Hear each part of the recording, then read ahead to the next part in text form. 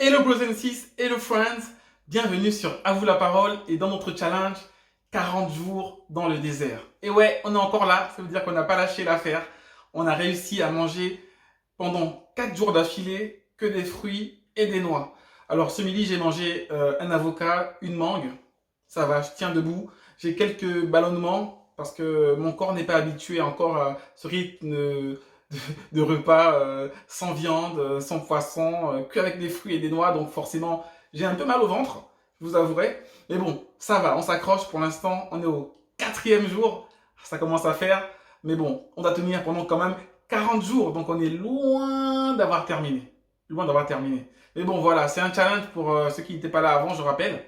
Donc pendant 40 jours, je dois manger que des fruits et des noix. Et donc, pendant ces 40 jours, pour me motiver, j'ai décidé de faire une vidéo où je vous parlerai d'un passage biblique. Alors, le challenge a été dit, je suis au 4e jour. Maintenant, passons à la parole de Dieu. C'est parti. Dans les moments de doute, garde le sourire. Même si tu n'as pas les mots, garde le sourire. Yahweh là pour te guider, Yahweh là pour t'épauler, Yahweh là pour te sauver, Yahweh.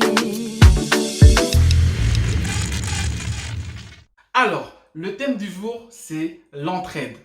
Ou encore, comment dire, aimer avec action et avec vérité. Le passage d'aujourd'hui que je vais lire, c'est 1 Jean au chapitre 3, au verset 17. 1 Jean 3, 17.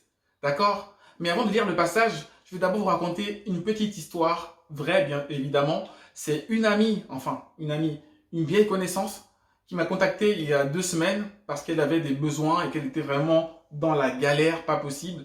Et elle était aux portes de se faire virer de son appartement, pardon, par son bailleur et elle était vraiment en détresse. Et c'est une sœur en Christ aussi. Donc je me suis dit, mais comment est-ce possible que tu sois dans ce pétrin alors que tu vas dans une église? Où sont tes frères et sœurs de l'église?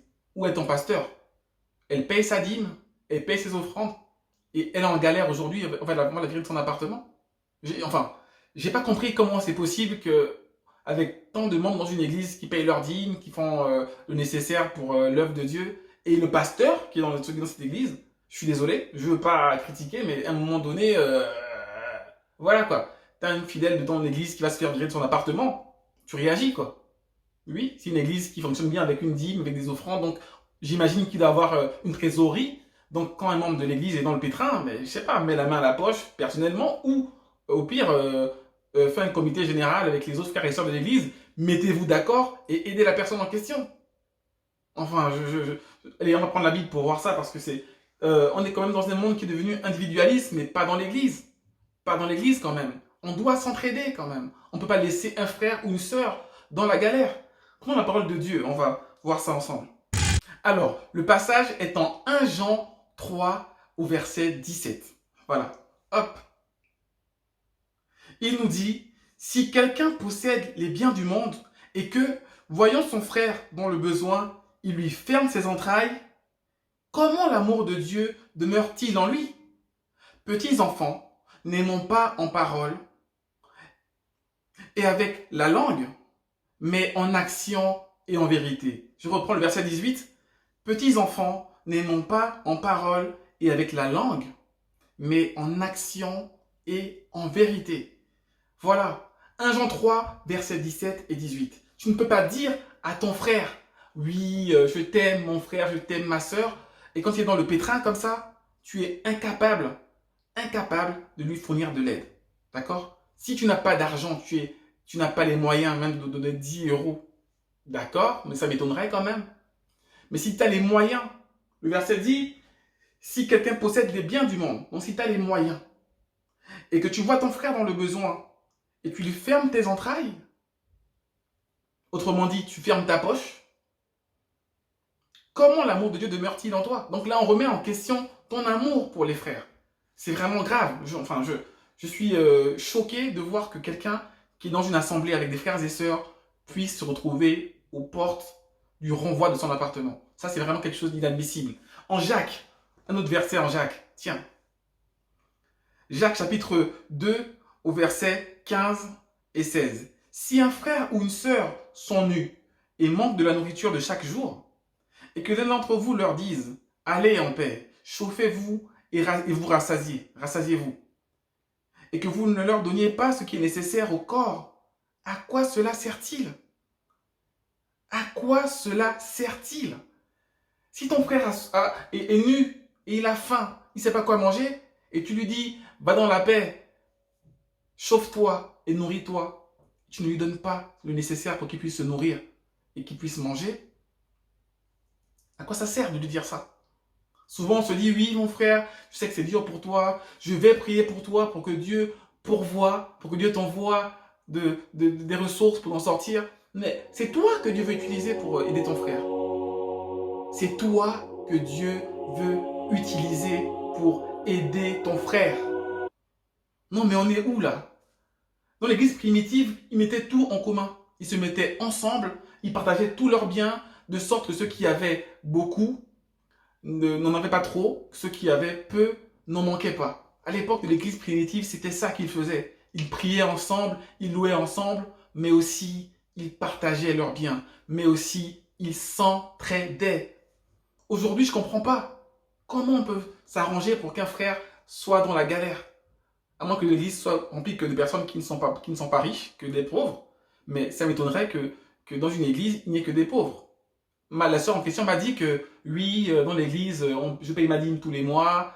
Il y a des gens qui payent leur dîme aussi, mais bon, voilà, ils n'ont pas voulu m'aider. Ben voilà, c'est un peu chacun pour soi. Hein. Ça me choque.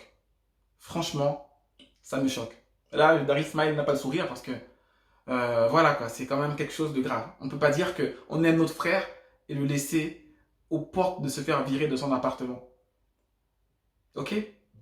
Voilà, donc on a vu des passages aujourd'hui, on a vu donc le passage en 1 Jean au chapitre 3 au verset 17 et 18, et on a vu en Jacques chapitre 2 et les versets 15 et 16. Alors, lisez ces versets et donnez-moi votre avis sur la question, parce que peut-être que je me trompe, peut-être que je suis un peu utopiste, peut-être que je suis un peu sur un nuage chez les bisounours, mais en tout cas, pour moi, c'est inadmissible qu'un frère ou une sœur soit dans le besoin alors que d'autres frères et sœurs ont les biens terrestres.